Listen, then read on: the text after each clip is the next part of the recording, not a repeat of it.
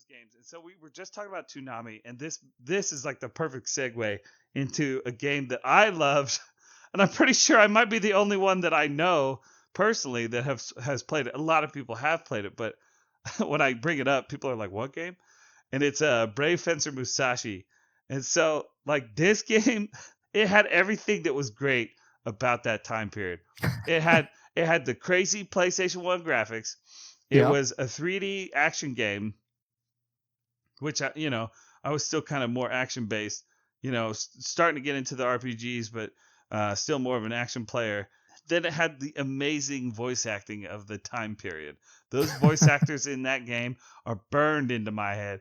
Y'all Yeah. gonna get a licking. Like, hey, what are you doing here? Why is thou comest hither? Like, oh man, Yeah. like what a freaking phenomenal, like Squaresoft just like they could do no wrong when I was a Yeah. kid. We're talking about that.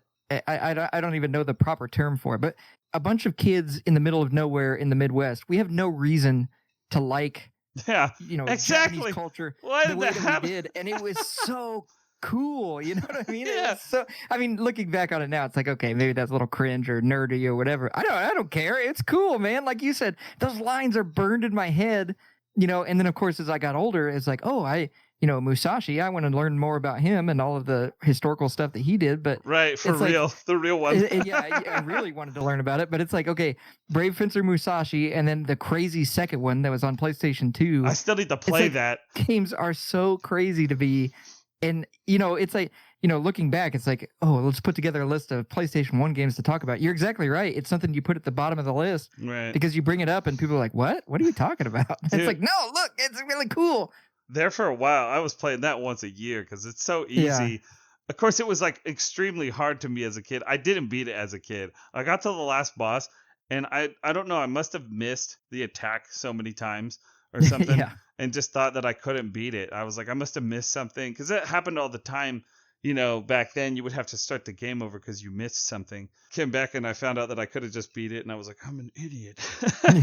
Damn it. Well, we've talked about this multiple times, and you brought it up with the FAQ stuff too. But a lot of times when you were playing those early games, you didn't know if you were losing because you did something wrong or if the game was broken. And so a lot of the times it was just like, well, delete your save and try again, see if that fixes it. You know what I mean? Turn the game off, turn it back on, see if that fixes it. Or the am I supposed to lose this fight? I'm gonna die and see if I'm supposed to lose this fight, and then it would be like, oh, I wasn't supposed to lose it. Fuck. Yeah. Shit.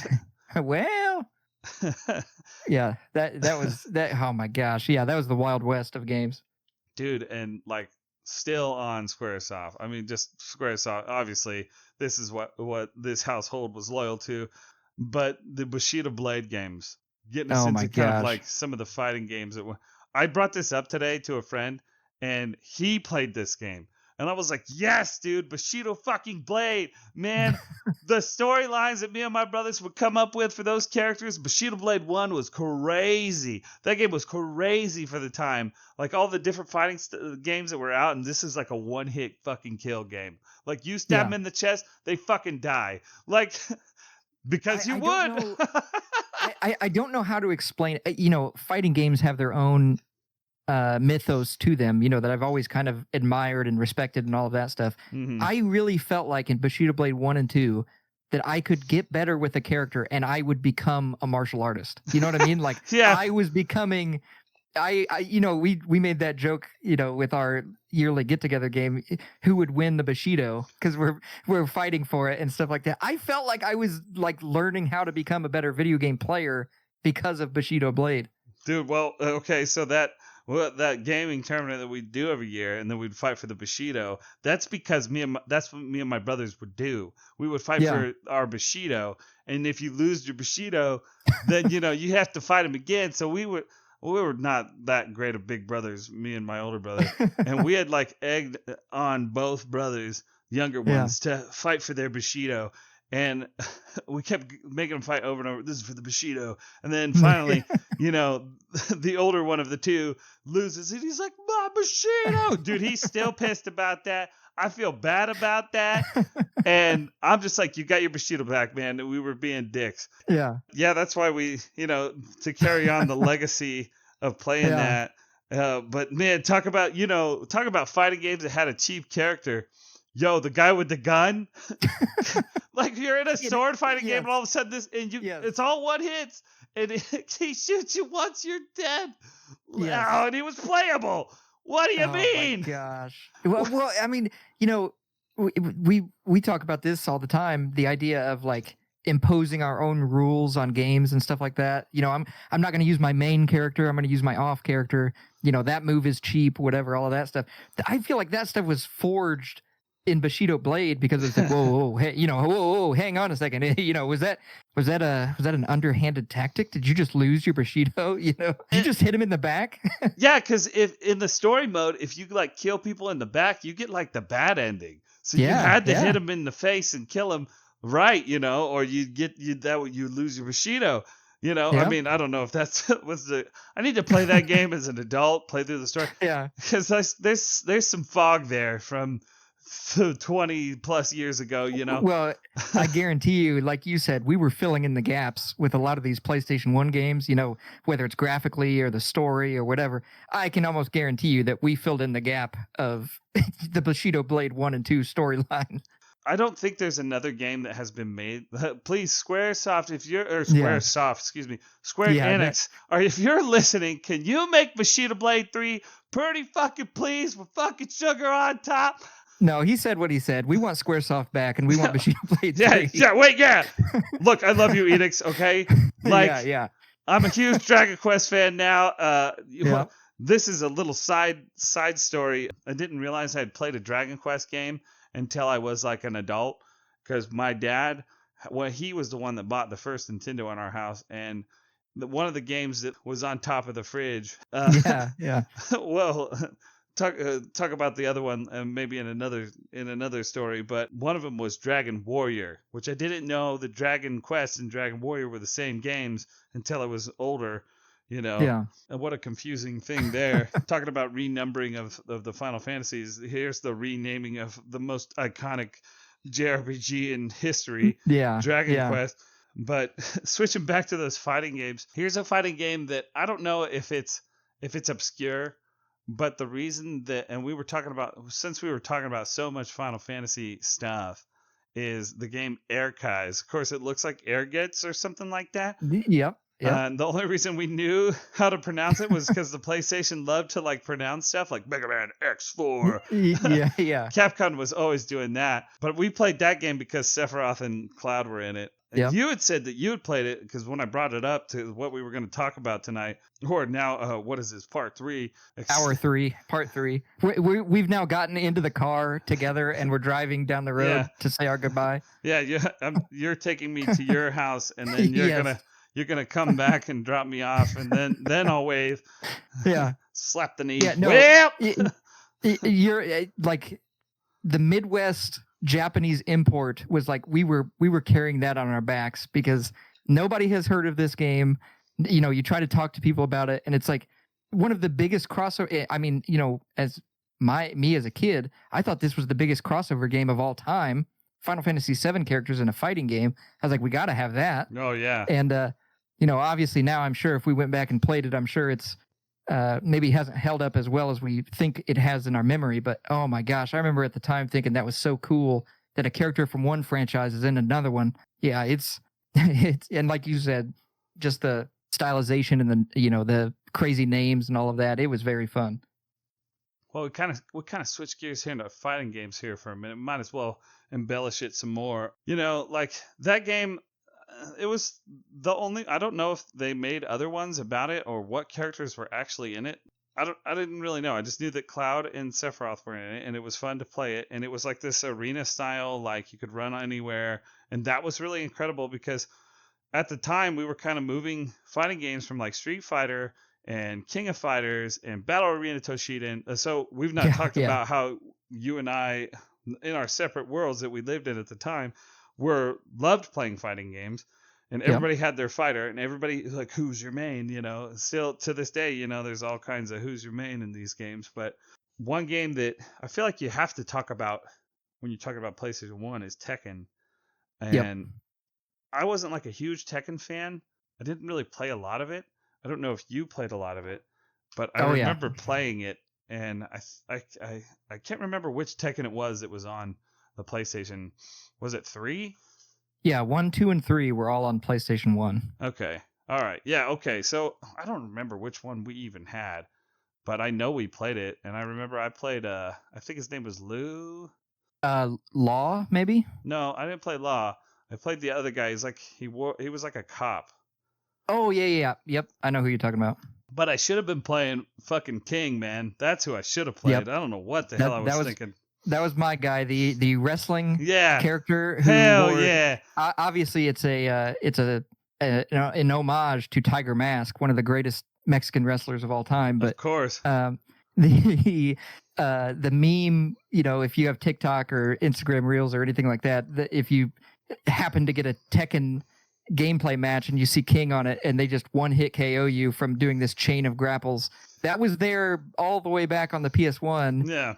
And oh my gosh. You had King, and then I think it was Tekken 2 or maybe Tekken 3 where you could get Armored King. And now you King with football pads on. And I was like, okay, here we go. There's my guy, a wrestler and a football player. Got him. That's my guy. Yeah, those games were insane. And I kind of talked about that earlier about fighting games making you become a better video game player. As a kid, you knew you weren't supposed to mash the buttons, but you didn't really have a full grasp of all of the game mechanics and all of that stuff. You just latched on to characters and thought, oh, this character's cool. I want to be good with this character. Yeah, because he looks cool. Like, I'm playing him because he looks cool. Yeah. Not because I'm good with him. Yeah, exactly. Yeah, it didn't matter if I could win or lose. What I wanted to do with King, I wanted to do Hurricane Rana, and I wanted to drop kick you and a power bomb. If I could do those 3 things, then I won the match. Dude, I'm trying to remember some other games. Well, here's I'll pass one to you. I'll say the name and you tell me if you ever played it. Bloody Roar. Do you remember those games? Yeah. Of course. Yeah. That wasn't on our list, but I thought of it when you started talking about Tekken. So for anybody that doesn't know, Bloody Roar was a game where you started out 1v1 and then you turned into an animal. And then you fought as an animal. Yeah, dude, it was fucking badass is what it was. Yeah. And then you would pick the one that turned into the animal that you liked, Yes. And that was, oh man, Bloody Roar was so fucking awesome. Like, oh man, that was the one for me. Of course, talking about, now we got like furries and stuff all over the place, but when we were kids, like there was so much fucking anthropomorphic shit happening to us. Like we had no idea that what the fuck we were watching. Gosh darn it, we were always talking about that stupid fucking Robin Hood movie with the fox.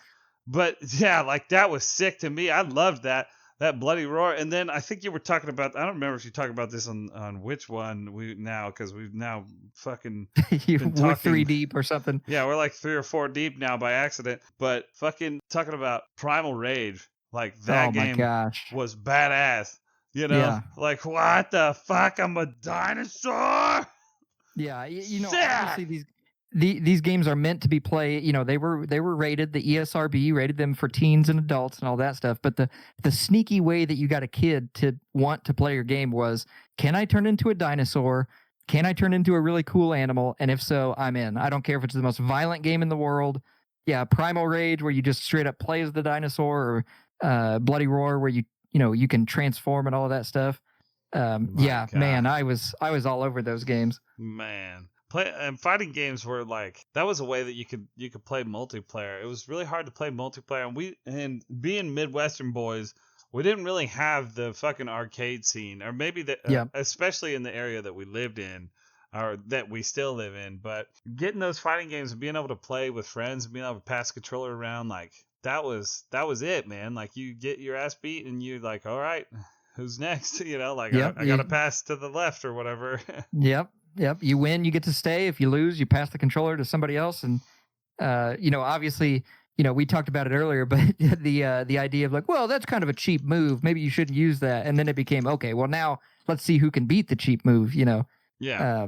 Or who's the best fighter in your friend group, and then you leave your circle of friends and go play another friend group's best player, and then, everybody's kind of sitting on the edge of their seats watching, and it's like, oh man, this is a fight I want to see here. Yeah, oh yeah, because it was the fucking Morpheus is fighting Neo, and everybody fucking gets up, runs into the next room. Oh shit, this is gonna be sick. You can't beat our fucking pinch hitter. Way he's gonna beat your ass.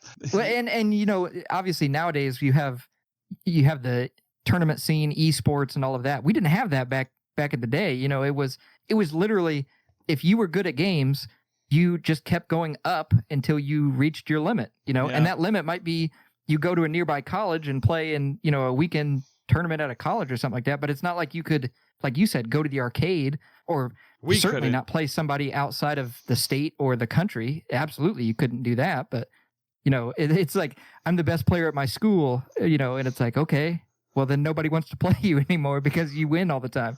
Right. Oh, well, yeah. Jeez. Which we kind of had some crossover with our friends groups. So that's totally another story, but always interesting to think about, like, fighting games in general. We've got, I feel like, extensive things to say about that, and really I just want to dive into freaking Soul Calibur and shit. Yeah, the one that really matters. Yeah. Like, please make Soul Calibur 7, please. Jeez, man. I you know, please. We're so far off the rails here. I don't feel bad about going on a tangent here, but when Soul Calibur 6 came out, I remember thinking, oh wow, you know, that's a game that we used to play all the time, and they're bringing the series back. We all bought it and played and got together, and I genuinely feel like that was the closest we've been to, like, the high school days of, we're all sitting on a couch, we're all going to get better with our characters, and then, you know, when it comes time to get together on the weekend or something, we all you know, spend the night on a sleepover, and we're just going to play all night, and we're going to see who's the best. And, you know, we ended up opening it up to you know, the lobby so that others could come in, and we very quickly realized we weren't as good as we thought we were. But and you talk about this as far as, like, fighting games go, but, like, you know, you get like, you and I could get used to each other's, like, techniques and stuff, and then you throw some fucking rando in there, and he's fighting totally fucking different, and just throwing our rhythm way off. Like, it almost becomes a dance when you're fighting the same person in a fighting game for so long. Like, it's like this predictable dance that you're having with each other, and until somebody, like, changes the rhythm slightly, you know, then they have the upper hand because they've thrown out the whole fucking rhythm, you know, like, you're fucking me up, like, you're beating my ass, stop. Yeah. I don't know how to do that. You tell the amazing story all the time of your brother. You know, obviously Smash Brothers isn't a PlayStation 1 game, but it's a fighting game that we all played, and him coming up with that style of short hopping, and you know, this is back before wave dashing was a thing or anything like that, but short hopping to throw off the equilibrium. That was true for any game. You know, like you said, there would kind of be the meta, and then somebody would come along and do something different. It was like, whoa, what was that? You know, and then now all of a sudden everybody has to adapt to this new style. And man, fighting games were the ultimate party game back then, because it was just, whoa, what did he just do? You know? Oh man, just having we would have, like, little tournament. I would always arrange these little tournaments, at least within my friends group. But I wish we had the sense, or, like, maybe somebody, like an adult watching us, would have had the sense to be like, hey, you know, you guys are all playing the same game. Why don't you all just, like, have a big get together at, like, a club at school and bring your systems in after school? Yeah. Could have been a freaking video game club, you know? Well, because then we really would have crossed paths and really would have been like, well, damn, that Anthony, like, he's tough. My younger brother, like, yeah, he's my friend. He needs to come over. What the fuck? Yeah. Well, I you know, again, we're getting our stories crossed here. I don't remember if this was from the first one or not, but me bringing Dragon Ball Z Budokai over to your guys' house and playing everybody. Yeah, still. That's one of my favorite memories of all time. Same. You know, again, that's one of those games where I don't know it was necessarily popular, but then as soon as one person starts playing it, well, now everybody wants to play it. We go out and buy it. Yeah, you want to go out and buy it and practice and get good and play, and it's I mean, Soul Calibur was that same way of, okay, I think it was very clear that you and Bryce were top tier in that game. That's kind of your title, you know, along with Smash. And so anybody that could come close, even if they could sniff beating you guys, that was like, oh wow, they almost won, you know. And it's like that was kind of the if you could almost win, you did it. Yeah. Oh my, you're right. Them trying to scratch your armor, and then we'd be like, "Oh, he scratched me! How dare you! I'm gonna beat your ass harder now." I don't even know what to call it. The like pedestal that we put our main characters on. Oh my god, yeah. You're not ready to face my main character. I'm gonna play you with my side character, and if you can beat my side character, then you can play my main character. I mean, we were just idiots, man. We did, yeah. The pomp and circumstance of it all, and it was ridiculous.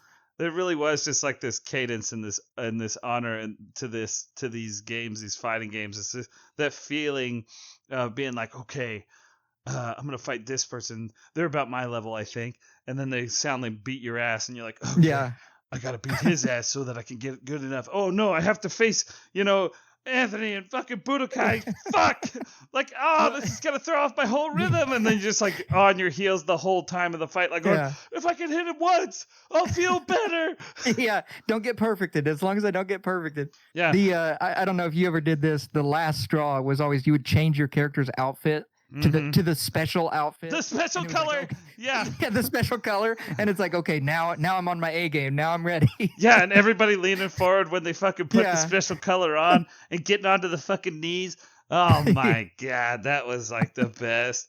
Oh man, like that's just like gone. Those days are gone for us as far as that goes. For now, I mean, mostly because we don't like, we're all adults and we don't like get in the same room, and it's so easy to like just get online and play. And like you were saying, I still love those times that we spent in Soul Calibur 6. I mean, we've totally gone off the rails on what we're talking, but like those nights that we spent in Soul Calibur 6 with those randos, Oh man. Treasure. I wish I remembered if I was better at taking screenshots then, or at least recording then, we could have remembered those strangers that played with us. If you're out there and you're listening, we miss you. Yeah, guy who was Cyclops and guy who made everybody talkie. If you can hear us, join us, add us as friends on Steam. Yeah, come back. I want to tell this story because I think this is absolutely hilarious to me. When we were playing that game, going into it, I had my own. You have certain biases when you're playing games with other people. I know that you're good at certain things and I'm good at certain things and stuff like that. We go into Soul Calibur 6 and I knew how good you were at Soul Calibur 2, and I saw on your Steam page that you had played for 300 hours. And I'm a perfectionist. I truly believe in perfection, and practice doesn't make perfect. Perfect practice makes perfect. And so I had all of the achievements. I had platinumed the game. I had spent countless hours in the training room, perfecting my craft and getting as good as I could. Seeing you have 300 hours in this game, and I thought, oh my gosh, he's, that was double the amount of time that I had played. And I'm sitting there going, he's gonna smoke me. I'm just gonna get washed when we go to play. And we go into the game, and I'm like, okay, I'm ready. I've got my character, and I'm thinking about my openers and all of the stuff that I want to do, and kind of thinking about that I was training with. And you have just a sheet of custom characters. The limit was 100, and he had 100. And I go, what? You had spent all 300 hours on character creation and none of it in training. And it was the funniest thing I had ever seen in my entire life. Yeah, we're still like operating around the same level, and you're like, well, why am I like able to beat you at all? You have 300 hours. I remember you asked me that, and I was like, oh, well, I've been making dudes, and then that whole and I've been trying to figure out how to send you guys dudes. Send dudes. we would play in lobbies, and I'm the analytical mind. I'm sitting there going, okay, he likes to open with low attacks, and he's sidestepping when you try to do vertical attacks. You'd be going in and going, okay, when he made that custom character, you see that little orb right there? Yeah, he twisted, item number 87, and I'm just like, wait, how can you tell? It's just how you spent your time versus how I spent my time in that game. Shut up! That has something to do with the fight. Everything to do with it. What are you talking about? What are you talking about? The culmination of that story was we opened it up to this guy who had equally spent amount of time making custom characters. He fights you, God. And he's like, oh yeah, good fight. Had some good characters.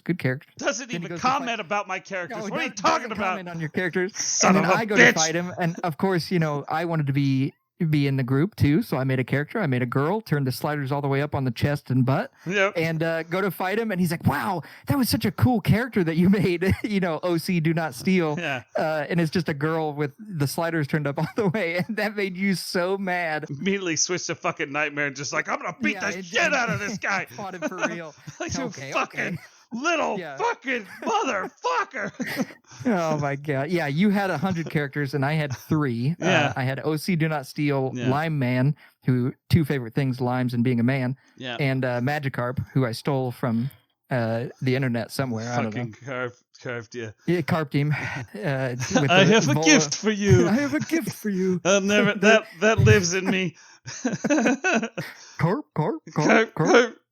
Yeah. Oh my gosh. Oh my god. Fucking Lime Man, the surprise pinata character. What a great. Yeah. Yeah. The twist to that is they hate limes. It's a joke of Lemon's character, and then it's actually a woman underneath. So both things were a lie. Yeah. Wait, you're a woman? It's a guy. It's a guy. It's a girl. Wait. We're fully off the rails now. We're making inside jokes that doesn't matter.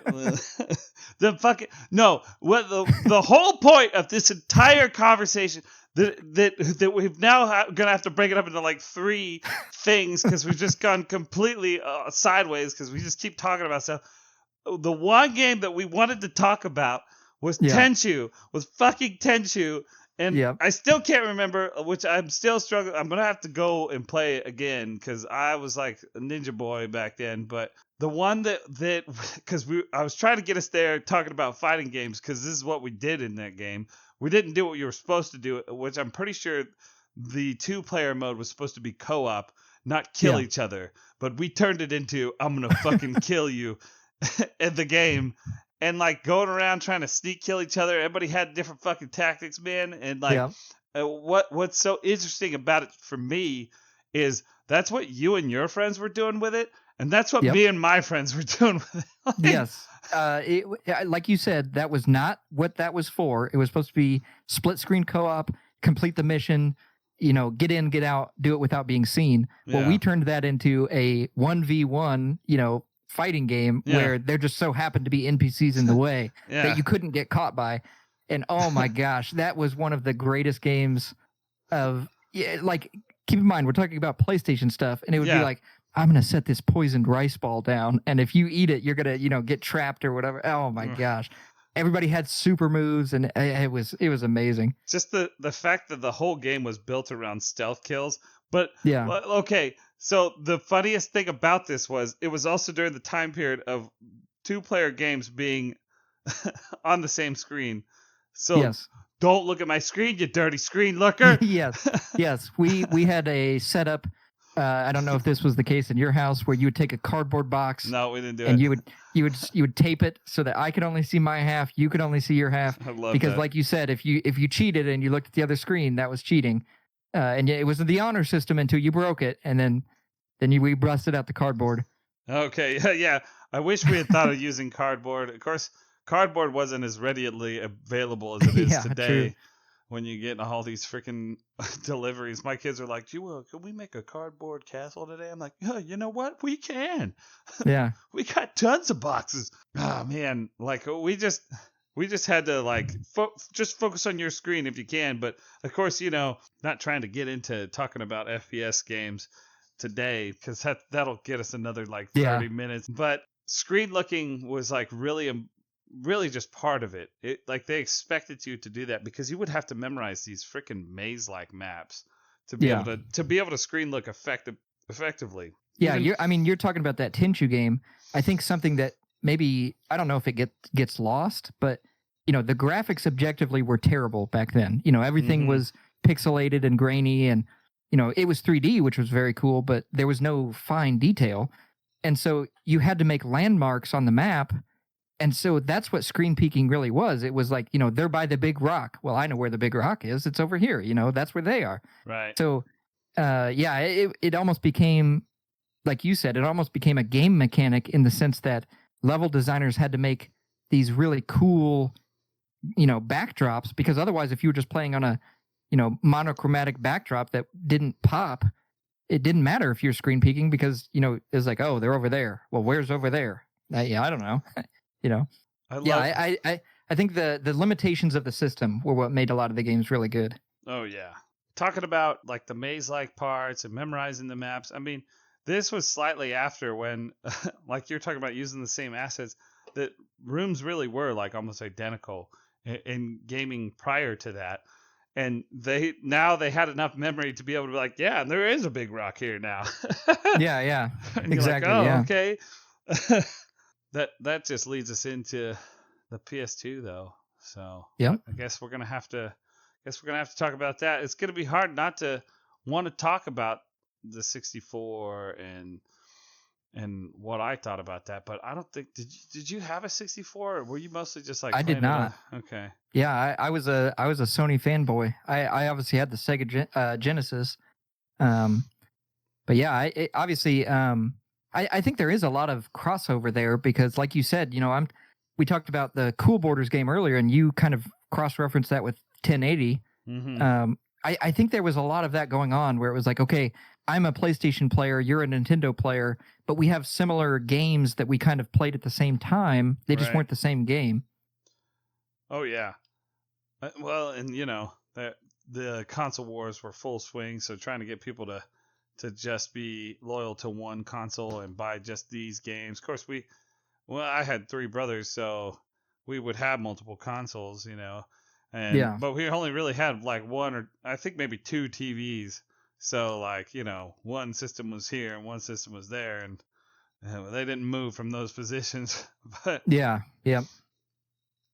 I don't know. I'd love to sit here and reminisce about FPS games and stuff, but I feel we've reached the end of some kind of a topic. We're definitely gonna roll back around to Final Fantasy VII. That's one that you and I really we want to get into kind of our own opinion piece about it and break it down and talk about that. Yeah, for sure. I think you said it was one of the first games that you played on the PlayStation. I think for me, that was one of the first times where I thought, okay, this is something more than a hobby. This is something that, is, I hate to use the word life-changing, but I mean, literally it was a life-changing game for me because it led me down this, this path of enjoying games and wanting to talk about games. Well, yeah, the hobby for me blew up for me with that game. Yeah. Like I liked playing Nintendo games, but then I wanted to play because there was these stories. I didn't know that a game could tell a story like that, Yeah. I just, we've kind of looped back around, and I'd love to go further into that right now, but I think this is probably a good place to wrap it up. We're definitely gonna come back to it, but we might still be going down memory lane on some of these other older games. I don't know. Should we go back and talk about Nintendo and Sega and playing those games? Did we really touch on like what games were good on those? I don't remember. I think we could definitely expand on that a little more. I know we kind of glossed over, what we played. I think doing it in this style, kind of just going down memory lane and kind of talking about stuff. Yeah. I think that's a good way of doing it just because, some of those games, like you said, get lost to time and kind of get forgotten about. And then once we bring them up, yes, you were playing on Nintendo and I was playing on Sega, but I do think there was a lot of crossover there where, games were similar or sometimes even better on one system or the other. Yeah. Yeah, you're right. Oh man, talking about that, like some games did get ported around, to different systems. Yeah. And they really were like this. It was better to play it on this. Good example is Mega Man, to be honest with you. The Mega Man games making their way onto the Sega systems, not good, Yeah.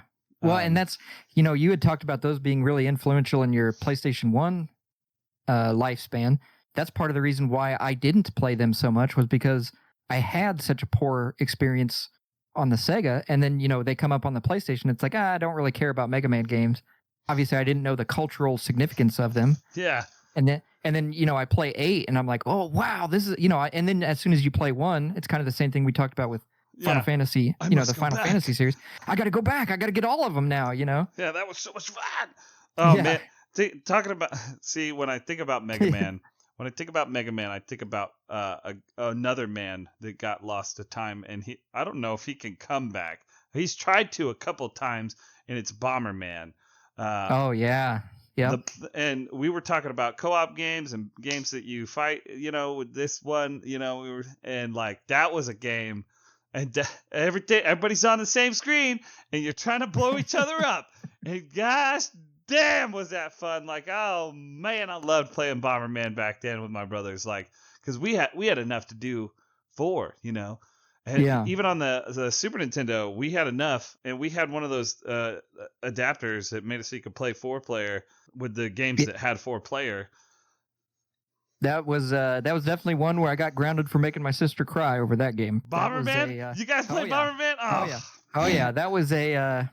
Yeah, I didn't know you trap them in the square with the bomb behind them, and then they're stuck, and you're gonna lose, but there's nothing you can do about it because you didn't have the kick power up or anything. Yeah. Oh my gosh, there was some fights in my house. Dude, nothing was more satisfying than getting the kick upgrade and then kicking the bomb into somebody, blocking them in, And like they can't kick, but you can, so you just fucking kick the bomb into them. So you're like, fuck you, boom, and they blow up, and they're like, you piece of shit. Yeah, dude, that game was sick. Yeah, I don't know. It's like I can't stop talking. So we're just this is the end here. I think this is a good way to wrap it up. We'll come back next Thursday. I got some ideas. We'll see. We'll keep going down the memory lane until we need to come to the today times, and really dive into some of the intricacies of some of the things that we talk about all the time. What with Final Fantasy VII Remake and Rebirth being really popular now, and God of War, which we've not talked about because we haven't made it to the PlayStation 2. Yeah, I'm excited for some of those topics. Obviously, like you said, I could sit here and talk about this all day. So yeah, I'm excited for the next one. Obviously, we've gone over our time by like an hour and a half. But yeah, that's on brand, I think. I want you to realize, because I've gotten really good at recognizing this happening now, but it's not stopping me from doing what I'm doing right now. We're still goodbying. Yes. Like we're like, hey, we're gonna wrap it up, but next time, we're gonna talk about. Well, yeah, we could talk about this, And now we're back to my house. We've driven all the way to your house. Now we're back to my house, and you're walking me in, and I'm like getting in my pajamas. Tucking you in bed, giving you a little kiss on the forehead. All right, well, shush. Okay, see ya. All right.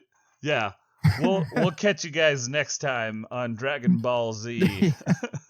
See ya.